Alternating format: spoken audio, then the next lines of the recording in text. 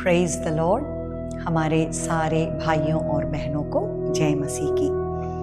आज के इस बाइबल स्टडी सेशन में हम आप सभी का स्वागत करते हैं। जैसा कि पिछले बार हमने याद दिलाया, आज हम पहले तीमुथियुस का पुस्तक उसका पहला अध्याय, पहला और दूसरा वचन हम एक साथ ध्यान करेंगे। आइए हम उसको पढ़ें।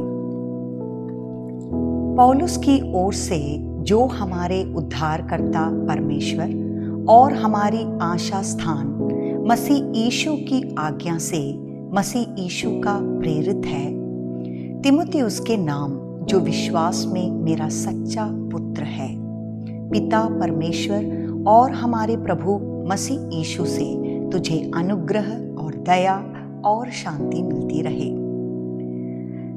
ये जो वचन जो इस पत्री का बिल्कुल बिगिनिंग वर्सेस है, इसको जब हम पहले पढ़ते हैं तो हो सकता है कि हमें लगे कि इसमें इतना महत्वपूर्ण बात है क्या, क्योंकि ये तो केवल एक ग्रीटिंग जैसा है, अभिवादन जैसा वचन है। परंतु अगर इसमें हम कुछ ध्यान से देखें तो इस पूरी पत्री को समझने के लिए उसका एक बहुत ही अच्छा बैकग्राउंड हमको इन वचनों के द्वारा समझ में आता है। 3 महत्वपूर्ण चीजों को आज हम एक साथ सीखना चाहेंगे इन वचनों के द्वारा। एक तो ये कि ये किसने लिखा। पौलुस प्रेरित वो खुद ही कह रहे हैं कि देखो, ये मेरी ओर से लिखा गया है, पौलुस की ओर से।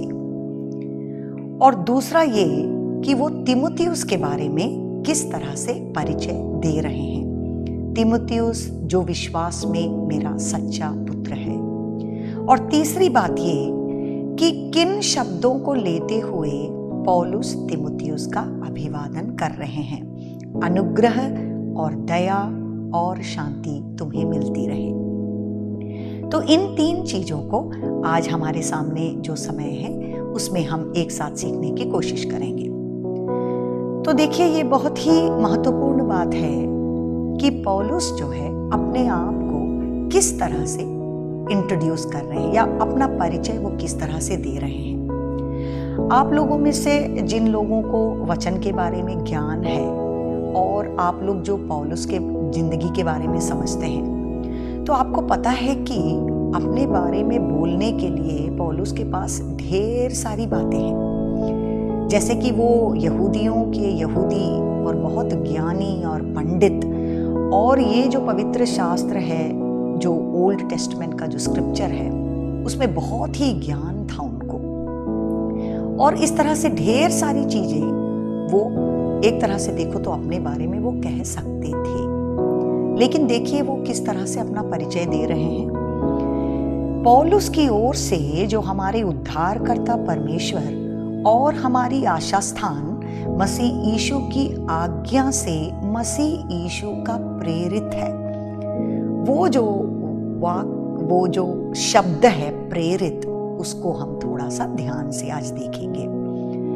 एक ही चीज जो है पौलुस प्रेरित अपने बारे में कहना चाह रहे हैं, और वो ये है कि पिता परमेश्वर की इच्छा के अनुसार और आज्ञा के अनुसार मैं उनका प्रेरित हूं।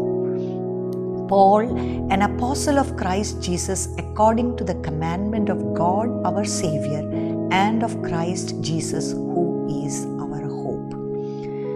तो ये सोचने वाली बात है कि देखो, पौलुस जो है अपनी जिंदगी के बारे में जब वो सोच रहे हैं, तो सबसे महत्वपूर्ण जो चीज उनके दिल में उठ रहा है, या वो दूसरे लोगों से अपने बारे में क्या कहना चाह रहे हैं, उनकी बुलाहट परमेश्वर में क्या है, वही चीज उनका मान लो एड्रेस बन गया।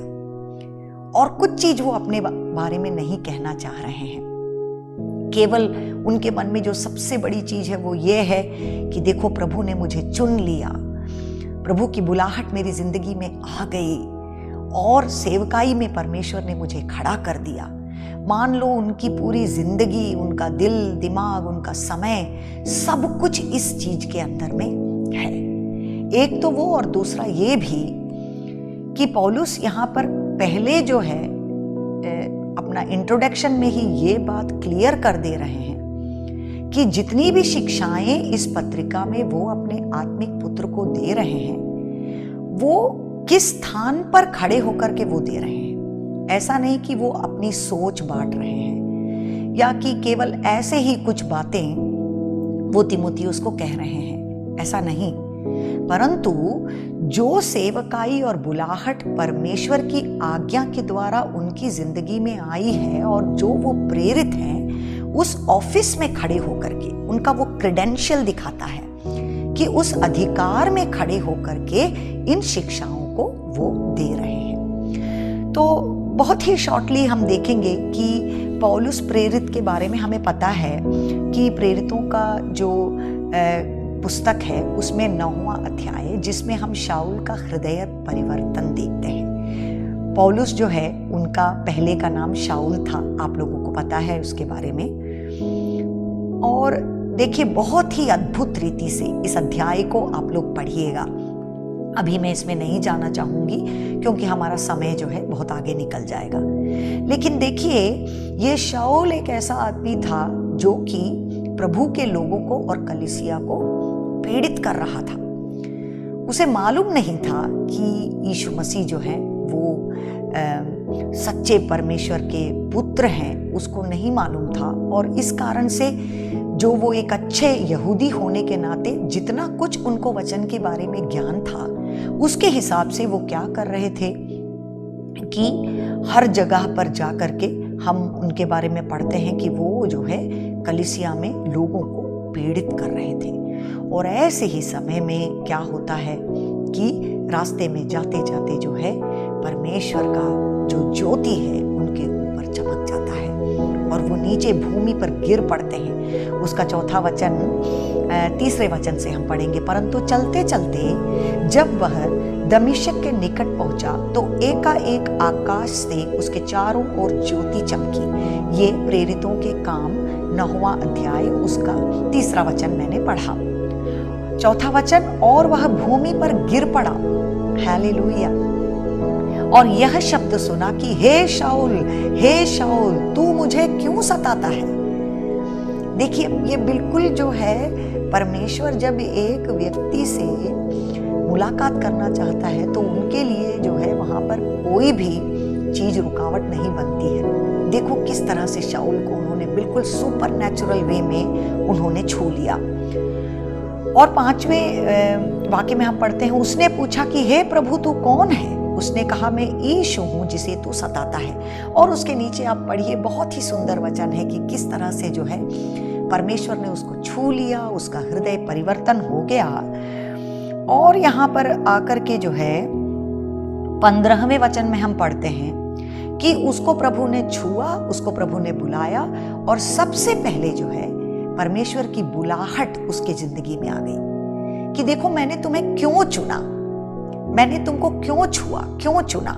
15वां वचन ऐसा पढ़ता है, परंतु प्रभु ने उससे कहा कि तू चला जा, क्योंकि यह तो अन्य जातियों और राजाओं और इजराइलियों के सामने मेरा नाम प्रकट करने के लिए मेरा चुना हुआ पात्र है। और मैं उसे बताऊंगा कि मेरे नाम के लिए उसे कैसा कैसा दुख उठाना पड़ेगा। तो ये जो है प्रेरिताई की जो सेवकाई है वो बुलाहट पौलुस प्रेरित की जिंदगी में आ गई। The call into apostolic ministry. प्रेरित उस वाक्य का अर्थ ही ये है जैसे मैसेंजर, जैसे भेजा जाने वाला।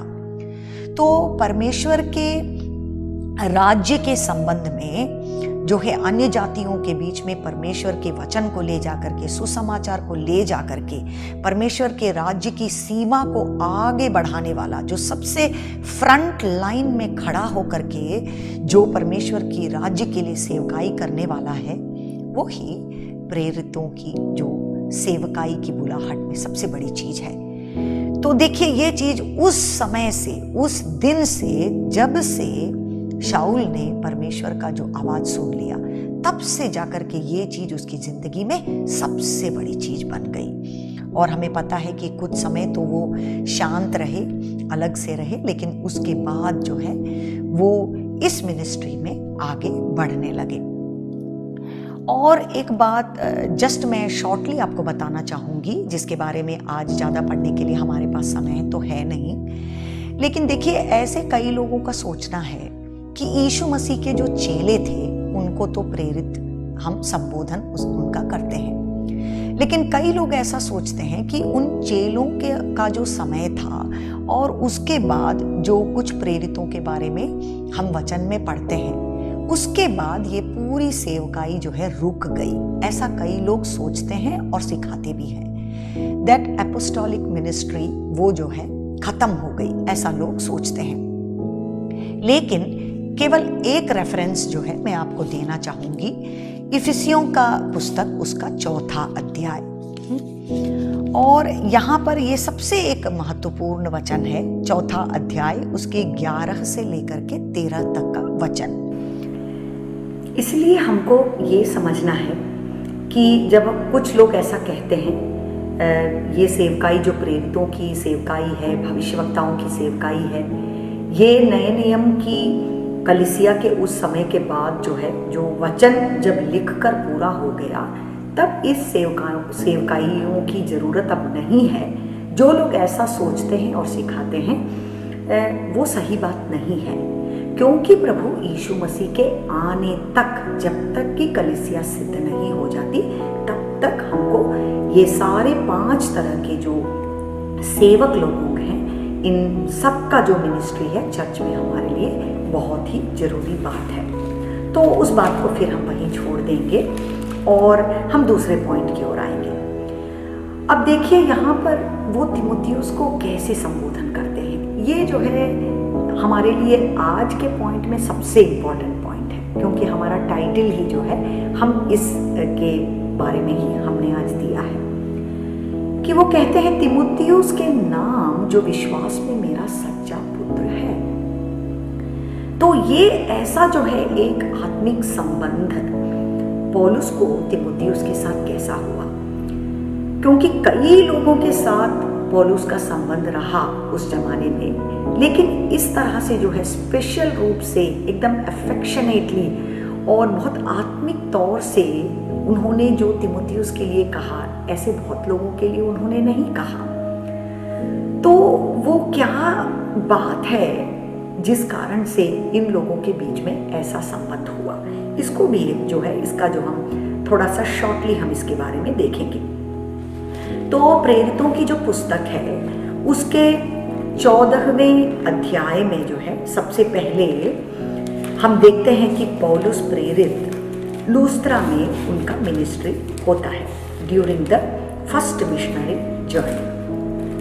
तीमुथियुस के बारे में हम सबसे पहले प्रेरितों के काम उसके 16वें अध्याय में हम पढ़ते हैं, लेकिन यहाँ पर जो है 7वें वचन से 14 के 7वें वचन से हम पढ़ते हैं कि लूस्त्रा में जो है पौलुस ने सेवकाई किया है during his first missionary journey. तो उस समय हम ऐसा समझते हैं कि वो जो है वहाँ पर सेवकाई किए और उन्होंने सुसमाचार को वहाँ जो है बांटा, और तीमुथियुस की जो माता है और उसकी जो ग्रैंड मदर है, ये लोग उनसे सुसमाचार को सुनते हुए प्रभु यीशु मसीह में आए हुए लोगों में से होंगे।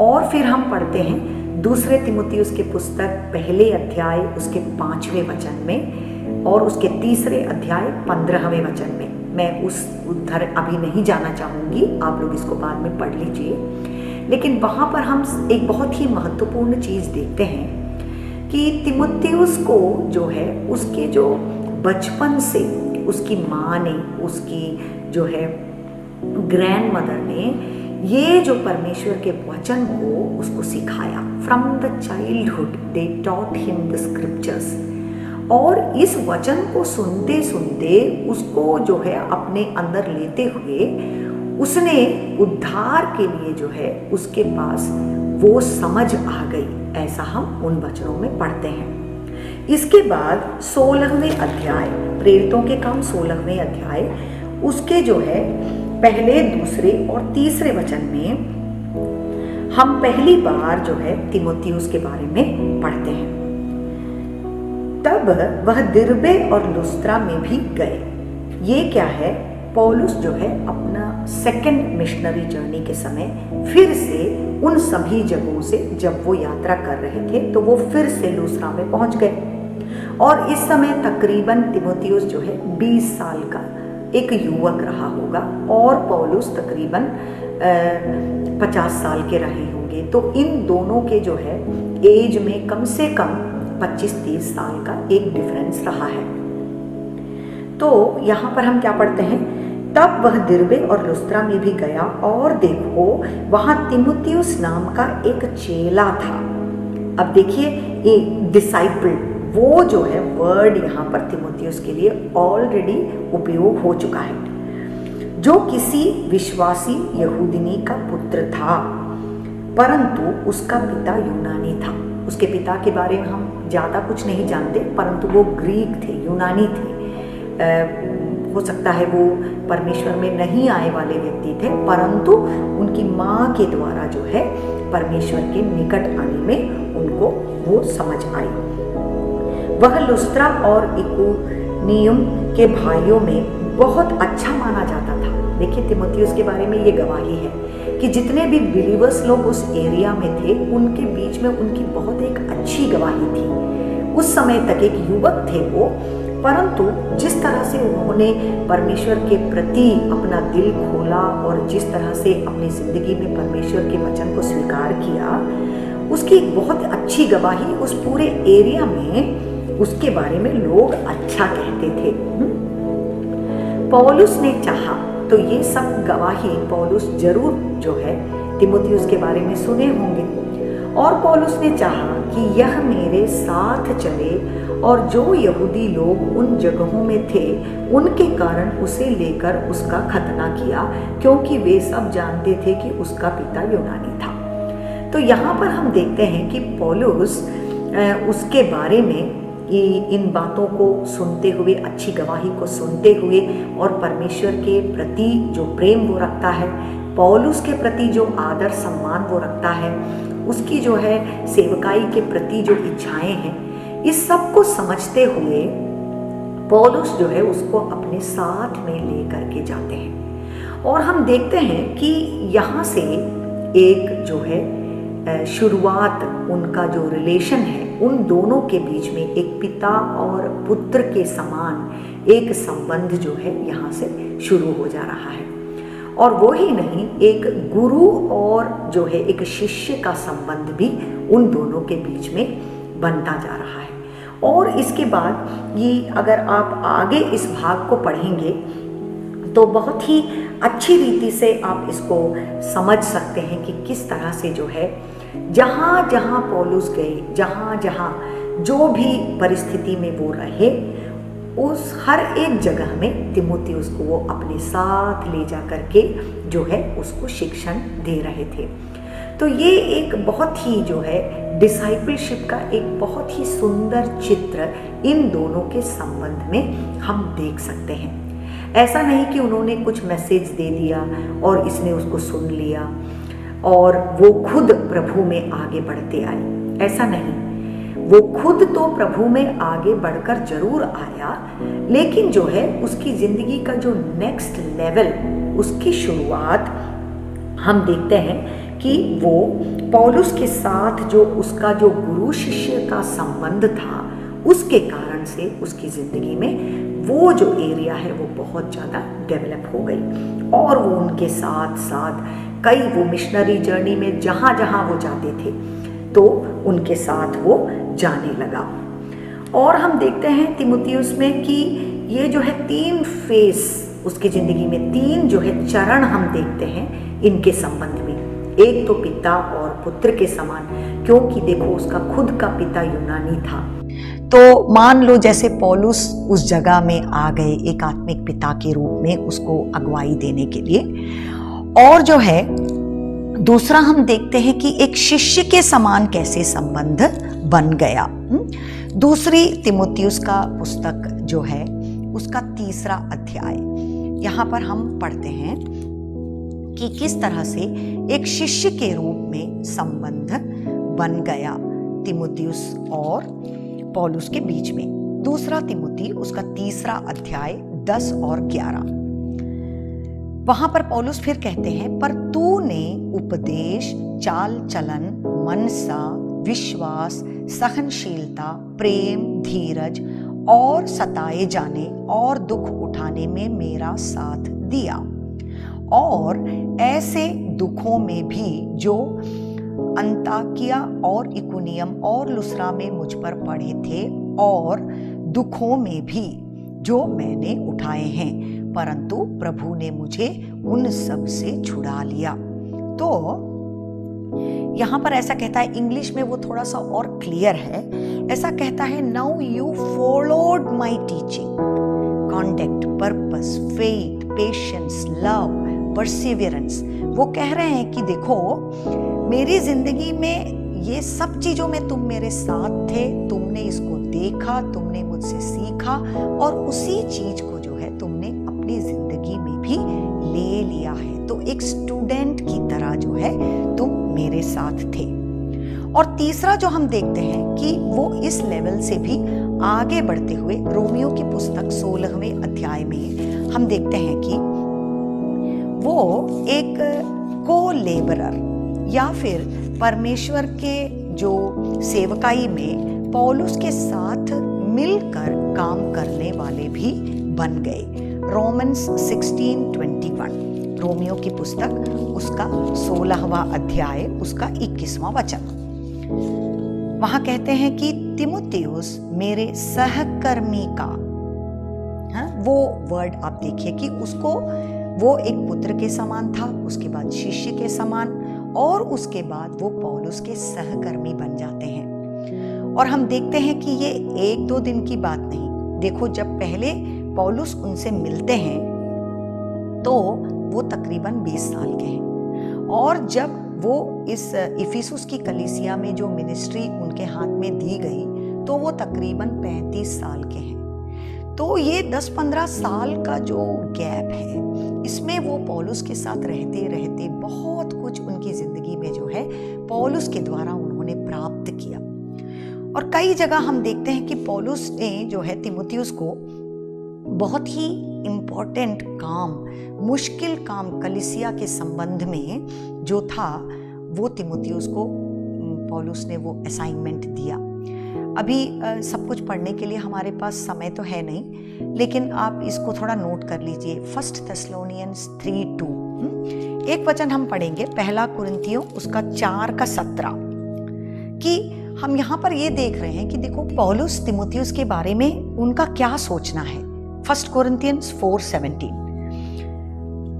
हम पढ़ते हैं, इसलिए मैंने तिमुथियुस को, जो प्रभु में मेरा प्रिय और विश्वास योग्य पुत्र है, तुम्हारे पास भेजा है, और वह तुम्हें मसीह में मेरा चरित्र स्मरण कराएगा, जैसे कि मैं हर जगह हर एक कलीसिया में उपदेश करता हूं। तो देखिए, जब उस कलीसिया में तिमुथियुस को वो भेज रहे हैं तो इतना कॉन्फिडेंस है उनके दिल में। कहते हैं, he is my faithful and beloved son in the Lord. He will remind you of my ways which are in Christ. वो कहते हैं कि देखो, परमेश्वर में जो मेरी समझ है, मैं कैसे सोचता हूँ, मैं कैसे कार्य करता हूँ, वही चीज उसी स्पिरिट में जो है मेरा पुत्र तुम्हें सिखाएगा। और जैसे मैं कलीसिया में सिखाता हूँ, बिल्कुल वैसे ही मेरा पुत्र जो है तुम्हें सिखाएगा। एक और हम देखते हैं उसी बुक में 1 कुरिन्थियंस चैप्टर 16 उसका वर्स 10, 16वां अध्याय उसका 10वां वचन। कहते हैं, now if Timothy comes see that he is with you without cause to be afraid. Hindi में, यदि तिमोथियुस आ जाए तो देखना कि वह तुम्हारे यहाँ निडर रहे, क्योंकि वह मेरे समान प्रभु का काम करता है। इस तरह का अनेक वचन है, मैं बस 1-2 आपके सामने लेकर के आ रही हूँ कि देखो, वो फिर से उनका जो गवाही है तिमोथियुस के बारे में, उन शब्दों से हमको समझ में आता है कि इन दोनों के बीच कितना गहरा संबंध था, कितना कॉन्फिडेंस था उनको तिमोथी के बारे में। यहाँ पर कहते हैं कि देखो, मैं 10वां वचन कहता है, मेरे समान वह प्रभु का काम करता है। Just like I do God's work he will do God's work, ऐसा तीमुथियुस के बारे में। तो जो मेरा सच्चा पुत्र, ऐसा करके जो तीमुथियुस के बारे में पौलुस का कहना है, उसके पीछे बहुत गहराई है। मैं बिल्कुल शॉर्ट में आज आपसे इन बातों को मैं कह गई, लेकिन आप खुद इन वचनों को पढ़िए। और इसमें हम जो है डिसाइपलशिप का एक बहुत ही सुंदर जो है चित्र हम देखते हैं। स्पिरिचुअल फादरहुड का, स्पिरिचुअल सनशिप का एक बहुत अच्छा चित्र हम इनके बंधन में देखते हैं। और ये परमेश्वर के राज्य में सबसे महत्वपूर्ण एक चीज है, क्योंकि इन संबंधों में खड़े होकर के परमेश्वर के राज्य का काम जब हम करते हैं तो उसमें पवित्र आत्मा का एक बहुत स्पेशल ग्रेस आ जाता है, क्योंकि हमारा मन एक हो जाता है, हम आत्मा में एक हो जाते हैं, सेवकाई में हम एक हो जाते हैं। और उस जो है यूनिटी के अंदर से जो पवित्र आत्मा का जो वर्क होता है, उसमें एक बहुत ही स्पेशल ग्रेस जो है आ जाता है, और शैतान उसमें ज़्यादा कुछ जो है प्रॉब्लम नहीं कर सकता। इसको हम यहाँ पर देखते हैं। और आइए हम फिर से अपने लास्ट पॉइंट की ओर जाएंगे कि दूसरे वचन में, पहला तीमुथियुस पहला अध्याय उसका दूसरा वचन ऐसा कहता है, पिता परमेश्वर और हमारे प्रभु मसीह यीशु से तुझे अनुग्रह और दया और शांति मिलती रहे। वो जब इसको ग्रीटिंग कर रहे हैं, तीमुथियुस को ग्रीटिंग कर रहे हैं, तो जैसा हम लोग बोल देते हैं ना, ब्लेसिंग दे देते हैं, प्रेज द लॉर्ड बोल देते हैं, दुआ कर देते हैं ना, दिल से हम आशीष देते हैं। तो इतना जो अपने आत्मिक पुत्र से ये प्रेम रखते हैं और इतनी जो कठिन एक कलीसिया की जिम्मेदारी उसको सौंप करके उनको वहां खड़ा किए हैं, उस समय उनके लिए क्या दुआ कर रहे हैं, अभिवादन में क्या पौलुस प्रार्थना कर रहे हैं या क्या कह रहे हैं, ये बहुत ही इंपॉर्टेंट चीज है। क्योंकि इसके नीचे अगले हफ्ते हम देखेंगे 3 वचन से 7वें वचन तक कि वहां का प्रॉब्लम क्या था, उस कलीसिया की समस्याएं क्या थी और क्यों पौलुस ने तीमुथियुस को उस जगह भेजा। तो देखिए, अभिवादन में 3 शब्द, अनुग्रह, दया और शांति तुम्हें मिलती रहे। तो एक तरह से पौलुस ऐसा कह रहे हैं कि देखो, क्योंकि तुम परमेश्वर से जुड़े हुए हो, परमेश्वर की आत्मा तुम्हारे अंदर है, यीशु मसीह तुम्हारे अंदर में है, इसलिए मैं तुमसे दूर हूं, फिर भी निरंतर रूप से जो है परमेश्वर की ओर से जो सप्लाई है, जो हेवनली सप्लाई है, वो तुम्हारे अंदर तुमको मिलती रहेगी पवित्र आत्मा के द्वारा। और क्या क्या वो चाह रहे हैं? ग्रेस, अनुग्रह मिलती रहे। अनुग्रह, ग्रेस का क्या मतलब है? वो चीज जो परमेश्वर जो है अपने भंडार में से तुम्हारी जिंदगी में देता रहेगा। ऐसा नहीं तुम्हारे गुण को देखते हुए नहीं, परंतु जो कुछ भी वो तुमसे चाह रहा है उसको करने के लिए जो शक्ति जो तुमको चाहिए, उसके लिए जो प्रोविजन तुमको चाहिए, वो अपने अनुग्रह के द्वारा वो तुम्हें देंगे। दूसरी बात, परमेश्वर की दया तुम्हारे ऊपर लगी रहे। उसका ये मतलब है मर्सी। कई बार हम गलती कर देते हैं, हमारे जिंदगी में कमियां हो जाती हैं, लेकिन उन कमियों के अनुसार परमेश्वर हमसे जो है बर्ताव नहीं करता, वो हमको माफ कर देता है और फिर से अपने प्रेम के द्वारा उसकी दया हमारे ऊपर फिर से वो भेज देता है। वो हमारी जिंदगी को बहुत बलवंत बनाता है। तीसरी बात, परमेश्वर की शांति हमारे ऊपर मिलती रहे, the piece from God.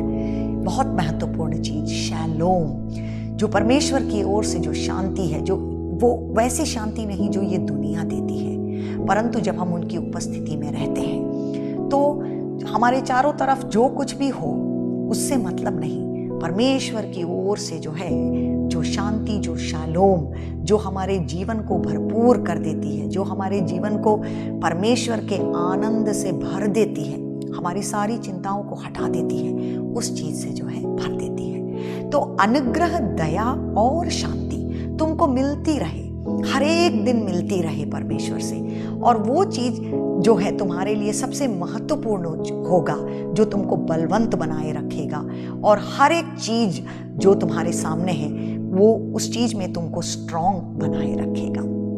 Hallelujah. तो आज का बाइबल स्टडी इन वचनों के द्वारा मैं यहीं पर उसको जो है स्टॉप करना चाहूंगी। परमेश्वर आपको आशीषित करे। आप इन वचनों को पढ़िए, ध्यान कीजिए। परमेश्वर ढेर सारी चीज़ों को जो है आपसे बातचीत करेंगे। और एक बात मैं विशेष रूप से आपको ध्यान दिलाना चाहती हूँ कि आप जब इसको देखते हैं हमारे बाइबल स्टडी को, तो अगर मान लीजिए आपको कोई क्वेश्चन है, आपको कुछ नहीं समझ में आ रहा है, या आप कोई सजेशन देना चाहते हैं, या आपको ये पसंद आ रहा है क्या, हम किस तरह से और जो है हम इम्प्रूव कर सकते हैं, ऐसी चीज़ों को आप अगर कमेंट बॉक्स में डालेंगे तो हम ज़रूर जो है उसका इम्प्रूवमेंट कर सकते हैं। आप उसके लिए जो है अपने विचारों को हमसे ज़रूर शेयर कीजिए। प्रभु आपको आशीषित करे। अगले हफ्ते हम फिर से मिलेंगे पहले अध्याय उसके 3 वचन से 7वें वचन तक, कि इफिसुस की कलीसिया में ऐसी क्या संकट थी, ऐसा क्या प्रॉब्लम था जिस कारण से अपने सच्चे पुत्र तीमुथियुस को ला करके पौलुस को वहाँ खड़ा करना पड़ा। इसके बारे में हम अगले हफ्ते